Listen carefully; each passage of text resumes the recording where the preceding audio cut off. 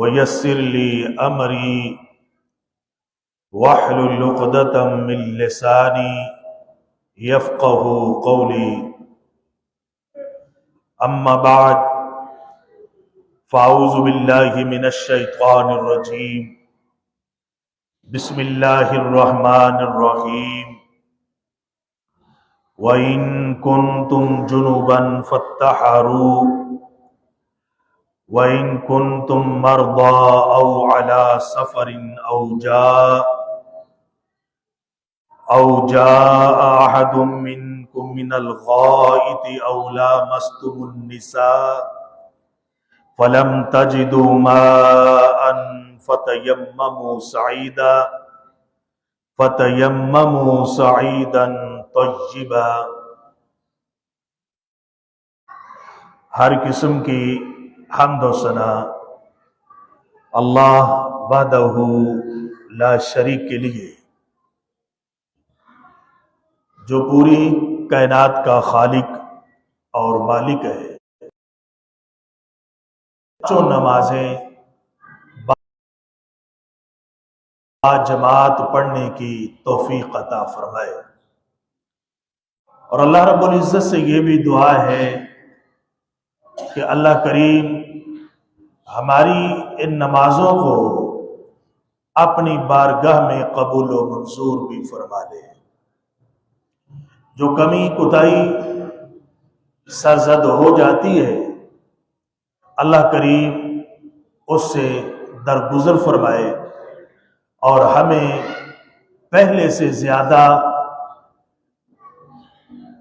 محنت اور جدوجہد اور اخلاص کے ساتھ 5 وقت کی نماز اللہ ہمیں پڑھنے کی توفیق عطا فرمائے۔ سامعین محترم، اللہ کریم نے انسانوں کی، جنوں کی، حیوانوں کی، ہر چیز کی تخلیق فرمائی، ہر ایک کی ذمہ داریاں، ہر ایک کی ڈیوٹیاں لگائی، اور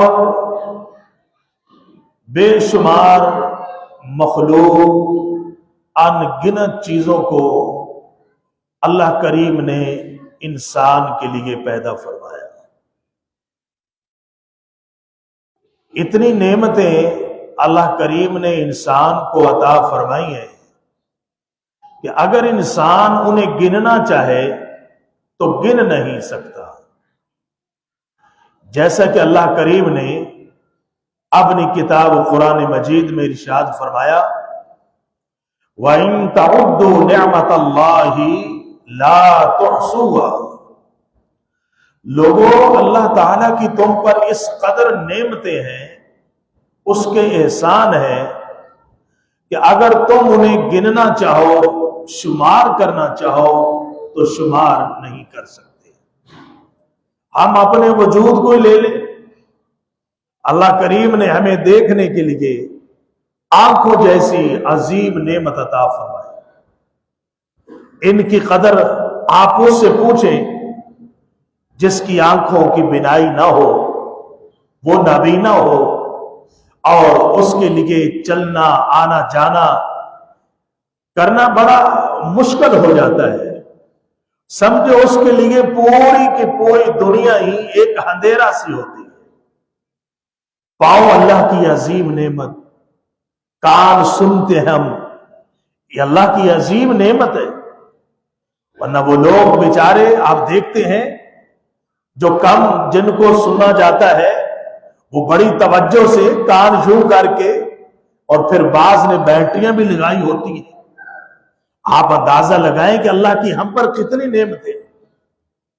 اللہ کریم نے بالخصوص سورہ رحمان میں بار بار مختلف انداز میں اپنی نعمتوں کا ذکر کرنے کے بعد بار بار تکرار کے ساتھ فرمایا، فَبِأَيِّ آلَاءِ رَبِّكُمَا تُكَذِّبَانِ۔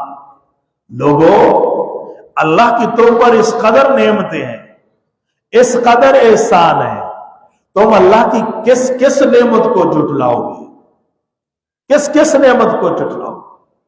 بے شمار نعمتیں، उन्हीं नेमतों में से अल्लाह तबारक व तआला की एक नेमत ये सर्दी भी है। ये सर्दी भी है जो आई हुई है, ये अल्लाह ताला की एक नेमत है मोमिन के लिए। मगर हमारे यहां कुछ भाई, कुछ बहनें, कुछ लोग सर्दी से तंग आके सर्दी को बुरा भला कहना शुरू कर देते हैं। गर्मी आए, लाइट चली जाए, पंखा बंद हो, हवा ना लगे, पसीना आ रहा हो तो गर्मी को बुरा भला कहने लग जाते हैं। जबकि सही मुस्लिम की हदीस है, प्यारे पैगंबर अलैहिस्सलातु वस्सलाम ने फरमाया, वला तसुब्बु दहर अन दहर, लोगों जमाने को, वक्त को, मौसम को बुरा भला ना कहा करो। अन दहर इसलिए कि जमाना मैं अल्लाह की जात बजाते खुद हूं। ये सर्दी, ये गर्मी मैं तुम में लाता रहता हूं, ये मेरी कुदरत मेरे हुक्म से आती है। अल्लाह की इजाजत के बगैर, उसके हुक्म के बगैर दरख्त का खुश्क पत्ता भी जमीन पे नहीं गिरता। फरमाया कि ये सर्दी मोमिन के लिए, मुसलमान के लिए एक नेमत भी है। जैसा कि हदीस के अल्फाज हैं, नबी मुकर्रम अलैहिस्सलातु वस्सलाम ने फरमाया, अश्शिताउ रबीउल मोमिन, ये जो सर्दी है ये मोमिन के लिए नेकियों के एतबार से एक मौसम बहार है। नेकियों के एतबार से सर्दी मौसम बहार है। कैसे? आप अलैहिस्सलातु वस्सलाम ने फरमाया, कसुरा नहारुहु, फरमाया कि इसके दिन जो है बड़े छोटे हो जाते हैं। गर्मियों की बनिस्बत इसके दिन छोटे हो जाते हैं। फसामा, मोमन सर्दियों में रोजे रखता है, फर्जी भी रखता है और पीर और जुमेरात का रोजा भी रखता है, और उसे दिन निकलता है, गुरूब हो जाता है, दिन भर में मेहनत भी करता है, काम काज भी करता है, मगर इसे रोजा महसूस तक नहीं होता कि मैंने रोजा रखा हुआ है। इसलिए आप अलैहिस्सलाम ने फरमाया कि सर्दी मोमिन के लिए मौसम बहार। और आगे आप अलैहिस्सलातु वस्सलाम ने फरमाया कि इंसान फताल लैलुहु फकाम, इसकी जो सर्दियां हैं, सर्दियों की जो रातें हैं, फरमाया कि ये बड़ी लंबी हो जाती है। दिन छोटे जिसमें इंसान रोजे रखता है, और रातें लंबी हो जाती हैं। इंसान ईशा की नमाज पढ़ के सोता है 8:30-9 बजे, जाके 6 बजे फजर की अजान है, सो के थक जाता है, करवटें बदलता रहता है। मगर वो लोग ऐसे भी हैं भाई, जिन्होंने रातों को अपने लिए जागना और मोबाइल के लिए ही सब कुछ समझ लिया है। वो ये समझते हैं कि हम मोबाइल के लिए पैदा हुए हैं और मोबाइल हमारे लिए पैदा हुआ। रात के 2-2, 4-4 बजे तक ये हमारी नौजवान नस्ल मोबाइलों में टक टक करके लगी रहती है। ना जाने मोबाइल के अंदर से क्या इन्होंने निकाल लेना है। और फजर के करीब जब मुअज्जिन कह रहा होगा, अस्सलातु खैरुम मिनन नौम, ऐ सोने वालों, आराम की नींद सोने वालों, अब उठ जाओ, अल्लाह की तरफ से तुम्हें बुलावा आ रहा है, अल्लाह के घर की तरफ चलो, नमाज फजर की तरफ चलो, नमाज पढ़ने के लिए चलो। और ये साहब उस टाइम मोबाइल को तकिए के नीचे रख के सोने की तैयारी कर रहा होगा। पूरी रात मोबाइल, पूरी रात मोबाइल। मेरे भाइयों, मेरे नौजवान साथियों, ये जवानी की इबादत अल्लाह को बड़ी महबूब है, बड़ी पसंद है। प्यारे नबी जनाब मोहम्मद रसूलुल्लाह सल्लल्लाहु अलैहि वसल्लम ने फरमाया कि क़यामत के दिन जब अल्लाह के अर्श के साए के अलावा कोई साया नहीं होगा, उस दिन 7 किस्म के खुश नसीबों को अल्लाह ताला अपने अर्श का साया नसीब फरमाएगा। उनमें से रजुलुन शाबुन फी इबादतिल्लाह, उनमें से एक ऐसा नौजवान भी होगा जिसकी जवानी अल्लाह ताला की इबादत में गुजरी होगी, जिसके दिन जिसकी रातें अल्लाह की इबादत में गुजरती हैं। यह नहीं कहा कि जिसकी रातें फेसबुक में गुजरे, टुकटाक पे गुजरे, व्हाट्सएप पे गुजरे, ना जाने कहां कहां गुजरती है। फरमाया नहीं, रजुलुन शाबुन फी इबादतिल्लाह, वो नौजवान जिसकी जवानी अल्लाह ताला की इबादत के लिए वक्फ हो जाए, अल्लाह की इबादत में गुजरे, ऐसे नौजवान को कल क़यामत के दिन अल्लाह ताला अपने अर्श का साया नसीब फरमाएगा।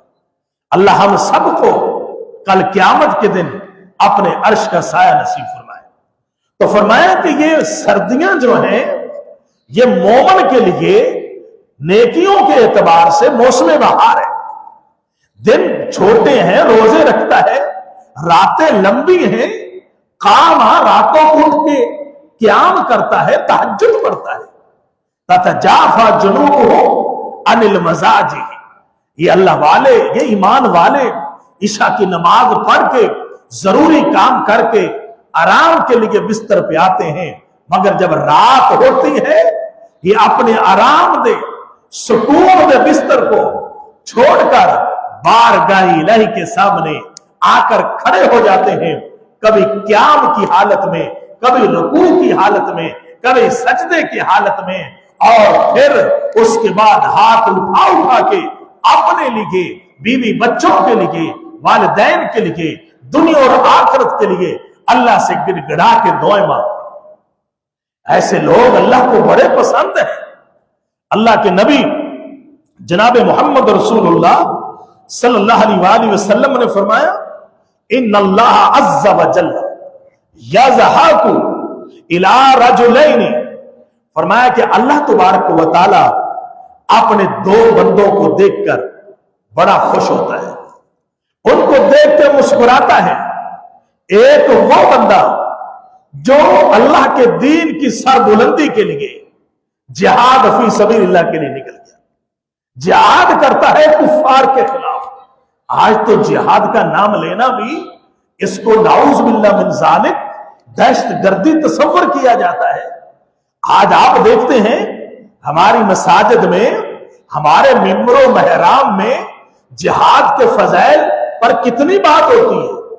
ऐसा ऐसा यहूद और नसारा ने और कुछ अपनों ने भी जिहाद को हमारे ज़हनों से निकाल दिया, हमारे ज़हनों से निकाल दिया, हमारे दिलों से निकाल दिया। जबकि प्यारे पैगंबर अलैहिस्सलाम ने फरमाया, अल जिहादो माजिन इला यौमिल क़ियामा, जिहाद एक ऐसा अमल है, एक ऐसी इबादत है जो कि क़यामत तक जारी रहेगा। लोग मिटाना चाहेंगे, खत्म करना चाहेंगे, फरमाया नहीं मिट सकेगा। हाँ, वक्ती तौर पर दुश्मनों की या अपनों की साजिश के माता ये कम जरूर हो सकता है, मगर जो अल्लाह वाले हैं उनका ये अमल क़यामत तक जारी और सारी रहेगा। अल्लाह मुजाहिद को देखता है कि देखो अपने बीवी बच्चों को छोड़कर, कारोबार छोड़कर मेरे रास्ते में निकल पड़ा है, ना सही खाने को मिल रहा है, ना पीने को मिल रहा है, ना बिस्तर मिल रहा है, ना कुछ और आराम है। इसकी चाहत ये है, तमन्ना ये है, आरज़ू ये है, ख्वाहिश ये है, नीयत ये है, इखलास के साथ ये है कि मेरे अल्लाह का दीन इस पूरी दुनिया पे गालिब आ जाए, दीन इस्लाम फैल जाए। अल्लाह इसको देख के हंसता है। और फरमाया कि दूसरा वो जो रातों को उठता है, ठंडी रातें होती हैं, फरमाया कि काम फी लैलतिन, रात को उठता है। वो रातें कौन सी हैं? ठंडी रातें हैं, सर्दी की रातें हैं।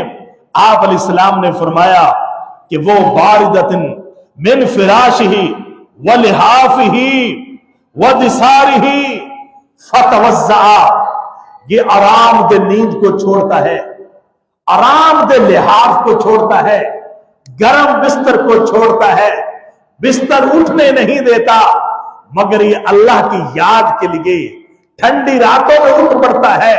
یہ پرواہ نہیں کرتا کہ میرے سامنے ٹھنڈا پانی ہے یا گرم پانی ہے، گھر میں گیزر ہے یا نہیں، مسجد میں گیزر ہے یا نہیں، اس لیے اٹھتا ہے، اپنے گرم بستر کو چھوڑتا ہے کہ اللہ نے میرے اوپر نماز کو فرض کیا ہے یا میں نے رات کو تہجد پڑھنی ہے، میرا اللہ مجھ سے راضی ہوگا، وہ خوش ہوگا۔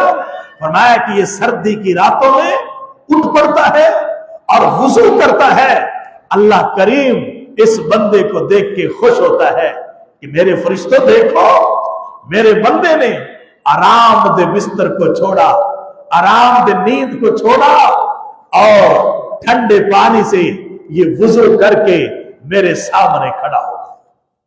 اللہ دیکھ کر اس بندے کو مسکراتا ہے، اور ٹھنڈے پانی سے وضو کرنے کی فضیلت آپ جانتے ہیں کتنی ہے؟ عام وضو سے ڈبل ہے، عام وضو سے زیادہ ہے۔ اللہ کے نبی جناب محمد رسول اللہ صلی اللہ علیہ وآلہ وسلم نے فرمایا، من اسبغ الوضو فی البرد الشدید کان لہ من الاجر کفلان۔ فرمایا کہ جو بندہ سردی کی راتوں میں اٹھتا ہے، ٹھنڈے پانی سے وضو کرتا ہے، تو اللہ تبارک و تعالی اس بندے کو کتنا اجر دیتا ہے؟ کفلان، ڈبل اجر ملتا ہے، ایک وضو کے کرنے کا اور ایک ٹھنڈے پانی سے جو اسے تکلیف ہوئی ہے، اس تکلیف کی بنا پہ اللہ نے اس کو اجر دیا، ڈبل اجر ملتا ہے ٹھنڈے پانی سے وضو کرنے کا۔ یہ اس کی فضیلت ہے۔ یہ سردیاں مومن کے لیے موسم بہار ہے۔ اللہ کے نبی جناب محمد رسول اللہ صلی اللہ علیہ وآلہ وسلم نے فرمایا، الا ادلکم، اے میرے صحابہ، کیا میں تمہیں ایسا عمل نہ بتاؤں جس عمل سے یفع اللہ بہ الخطایا، اللہ انسان کے گناہوں کو مٹاتا ہے، وَيَرْفُعُ بِهِ درجات، اور نیکیوں کو، درجات کو بلند فرماتا ہے۔ صحابہ کہتے ہیں قالوا بلا یا رسول اللہ، اللہ کے نبی کیوں نہیں، آپ ایسا عمل ضرور بتائیں کہ جس کے کرنے سے گناہ مٹ جائیں، درجات بلند ہو جائیں۔ آپ علیہ الصلوۃ والسلام نے فرمایا، اسباغ الوضوء علی المکارہ، سردیوں کے باوجود ٹھنڈے پانی سے وضو کرنے کی وجہ سے اللہ تبارک و تعالی انسان کے گناہوں کو بھی مٹا دیتا ہے اور انسان کے درجات کو بھی بلند کر دیتا ہے۔ میرے بھائیوں، آج ہمارے یا ہم میں سے کتنے ایسے نوجوان یا ساتھی ہیں جو اس وجہ سے وضو نہیں کرنے آ رہے، نماز پڑھنے نہیں آ رہے کہ پانی ٹھنڈا ہوگا۔ آج تو الحمدللہ مساجد کے اندر گیزر لگے ہوئے ہیں یا اپنے گھروں میں گیزر کی سہولتیں موجود ہیں، چولہے پہ پانی گرم کیا جا سکتا ہے۔ اب تو اللہ تعالیٰ نے بڑی آسانیاں رکھ دی ہیں۔ پھر بھی اگر ہم کہیں کہ سردی ہے، ہم اس وجہ سے ٹھنڈے پانی سے وضو نہیں کرتے کہ پانی ٹھنڈا ہے، ہمیں سردی لگے گی۔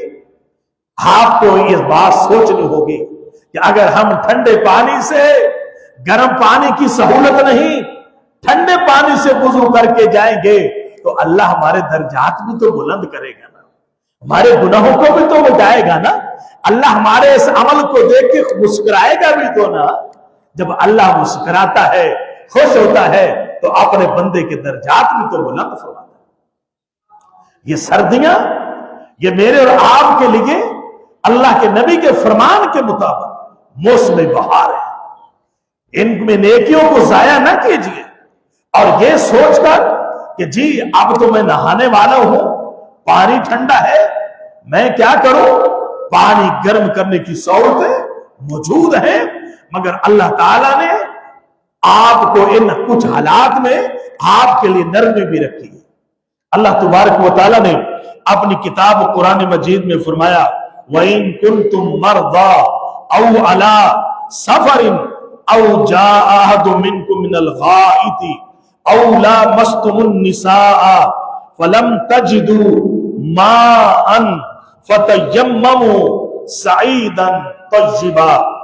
فرمایا کہ اے لوگو، اگر تم بیمار ہو یا تم سفر پر ہو، حالت سفر میں پانی میسر نہیں، یا تم حضر میں ہو، گھر میں موجود ہو اور تم بیمار ہو، پانی موجود ہے، اور اب اگر تم پانی سے، ٹھنڈے پانی سے وضو کرتے ہو، یا تمہیں جنابت ہو گئی ہے، جنبی ہو گئے ہو، بیوی سے مل بیٹھے، مباشرت کر لی، یا نیند میں احتلام کی شکایت ہو گئی، تو ان حالات میں کیا کرنا ہے؟ اللہ فرماتا ہے وَإِن كُنتُم مَرْضَىٰ، لوگوں اگر تم بیمار ہو یا تم حالت سفر میں ہو، تمہیں پانی نہیں مل رہا، تو پھر فَتَيَمَّمُوا سَعِيدًا طَيِّبًا، پاک مٹی سے تیمم کر کے نماز پڑھ لینا. یہ نہیں کہنا کہ جناب اب تمہیں حالت سفر میں ہو، پانی نہیں ہے، میں وضو کس سے کروں؟ فرمایا کہ یہ ہیلا بھی ختم، پاک مٹی سے تیمم کر کے نماز پڑھ لینا. اور اگر تم یہ کہتے ہو کہ ہم بیمار ہیں، ہم اب وضو کریں گے ٹھنڈے پانی سے، یا ہم جنبی ہو گئے ہیں، تو اب ہم کیا کریں گے؟ ہم بیمار پڑ سکتے ہیں، طبیعت ٹھیک نہیں، بخار ہے یا زخم ہے، ہم کیا کریں؟ اللہ تعالیٰ نے یہاں بھی اپنے بندوں کو، اپنی بندیوں کو تیمم کی رخصت دی کہ اگر آپ بیمار ہیں، آپ ٹھنڈے پانی سے وضو نہیں کر سکتے، یا آپ زخمی ہیں، آپ اگر پانی کا استعمال کرتے ہیں تو آپ کا زخم بگڑ سکتا ہے، آپ کی بیماری بگڑ سکتی ہے. ان حالات میں بھی اللہ تبارک و تعالیٰ نے تیمم کی رخصت دی. ایسا نہیں کہ آپ بیمار بھی ہو یا زخم بھی ہو، چوٹ بھی لگی ہوئی ہو، اور پھر بھی اللہ آپ سے کہے کہ نہیں، آپ نے تو وضو کر کے ہی نماز پڑھنی ہے. جنبی ہو گئے، چاہے کتنی بیماری ہو، آپ نے نہا کے ہی پڑھنا ہے. نہیں، وہ اللہ رحیم و کریم، لا یکلف اللہ نفسا الا وسعها، اپنے کسی بندے پر کوئی تکلیف نہیں ڈالتا. وہ آسانیاں پیدا کرتا ہے، وہ رحمتیں فرماتا ہے، وہ کریم ہے، وہ اپنی کرم نوازی فرماتا ہے، وہ مہربانی فرماتا ہے کہ میرے بندوں کو کوئی تکلیف نہ ہو، میرے بندے نماز بھی پڑھیں، میرے بندے میری عبادت بھی کریں، میرے بندے میرے لیے قیام بھی کریں، رکوع بھی کریں، سجدہ بھی کریں، قرآن بھی پڑھیں، ذکر و اذکار بھی کریں، مگر انہیں تکلیف بھی نہ ہو. وہ تکلیف کا احساس پہلے کر رہا ہے کہ میرے بندو، اگر تم بیمار ہو، جنبی ہو گئے ہو، غسل فرض ہو گیا ہے، تم بیمار ہو، نہانے کی کوئی ضرورت نہیں ہے، پاک مٹی سے تیمم کر لو. یہ پاک مٹی سے تیمم کرنا، یہ تمہارے لیے وضو کا بھی قائم مقام ہے اور تمہارے فرضی غسل کا بھی قائم مقام.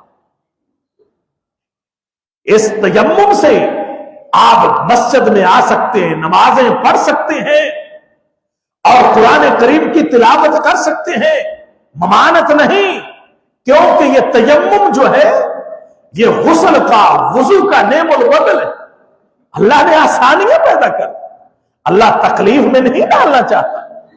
اللہ کے حضرت جابر رضی اللہ تعالیٰ عنہ فرماتے ہیں کہ اللہ کے نبی علیہ السلام نے چند صحابہ کو سفر پہ تبلیغ کے لیے بھیجا. حالت سفر میں ایک ساتھی کو کہیں سے پتھر لگا سر پر، اور جس سے اس کو زخم ہو گیا، خون بہنے لگا.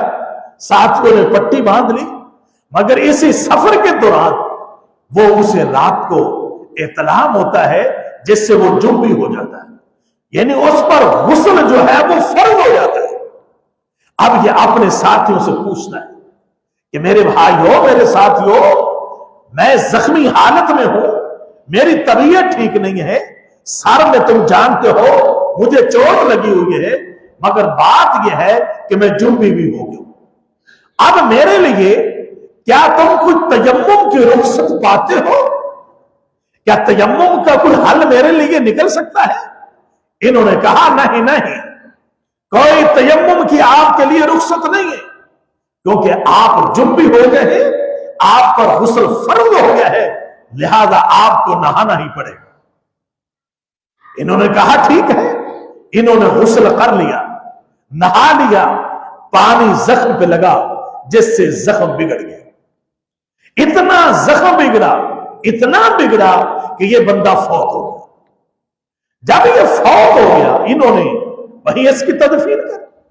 جب واپس آئے اللہ کے نبی علیہ الصلوۃ والسلام کو یہ پورا ماجرا، یہ پورا واقعہ اس کا سنا ہے کہ اللہ کے نبی ایسے ایسے اس کو سر میں چوٹ لگی، زخم آیا، جس کے بعد جو جنبی ہو گیا، اس پر غسل فرض ہو گیا.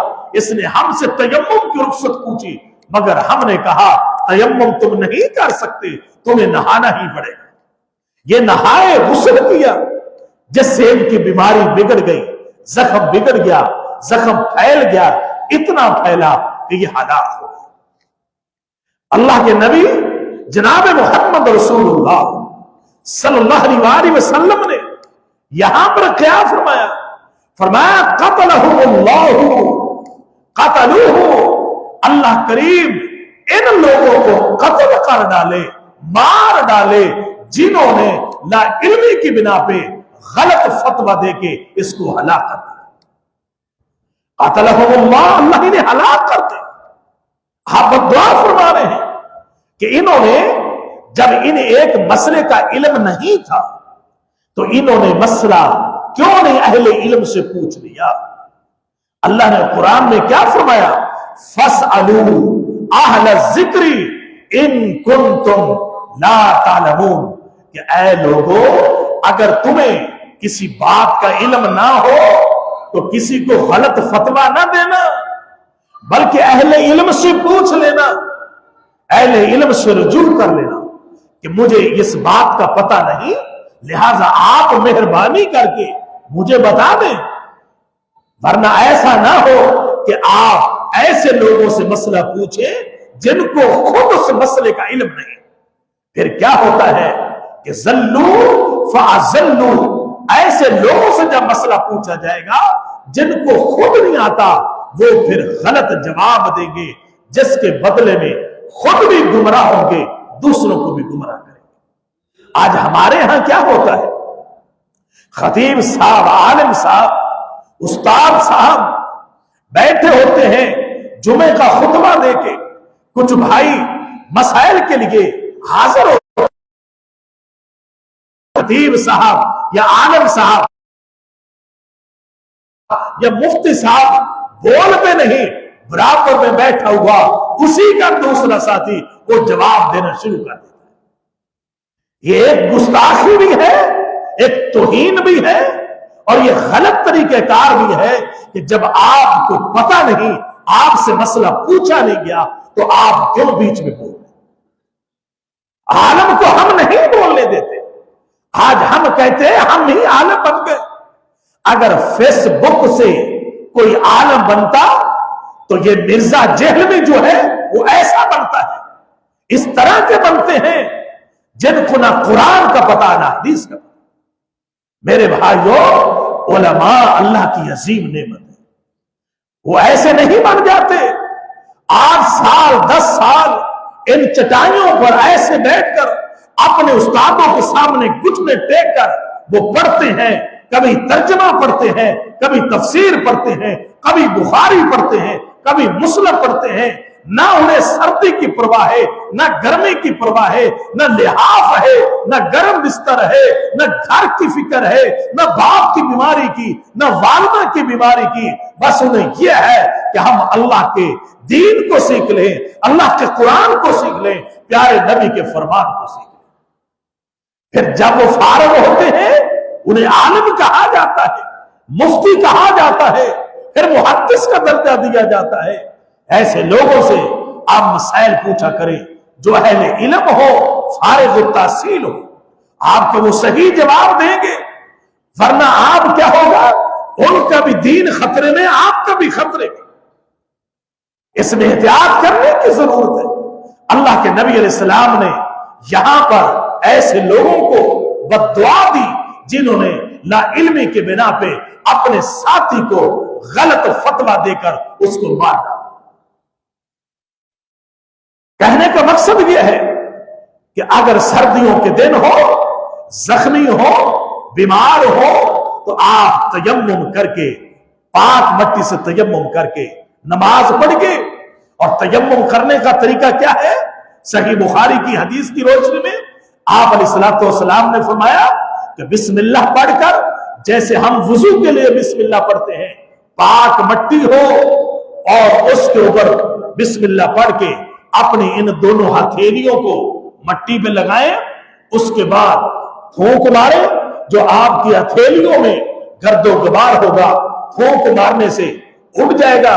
اس کے بعد الٹے ہاتھ سے سب سے پہلے سیدھے ہاتھ کی پشت پر اور پھر سیدھے ہاتھ سے الٹے ہاتھ کی پشت پر ہاتھ گھما کے اس طریقے سے مل کے وہی ہاتھ آپ چہرے پہ پھیر لیں گے. یہی آپ کا تیمم، یہی آپ کا وضو، یہی آپ کا غسل ہوگا. یہی آپ کا فرضی غسل بھی ہوگا. اس سے آپ نماز پڑھیں، قرآن پڑھیں، مسجد میں آئے، کوئی پابندی نہیں، کوئی غلط نہیں ہوگا، کیونکہ اللہ نے مجھے اور آپ کو رخصت دی. لہذا یہ سردیاں ہیں، ان کو برا بھلا نہیں کہنا، بلکہ ان کو اپنے لیے ایک موسم بہار سمجھنا ہے. نیکیوں کے اعتبار سے اللہ کو سردیوں میں آنے والے نمازی، وضو کرنے والے نمازی بڑے پسند ہے، بڑے اچھے لگتے ہیں. اللہ تعالیٰ سے دعا ہے کہ اللہ تبارک و تعالیٰ مجھے اور آپ کو جو کچھ سنا، سنایا، بیان کیا، اللہ سمجھ کر عمل کرنے کی توفیق عطا فرمائے.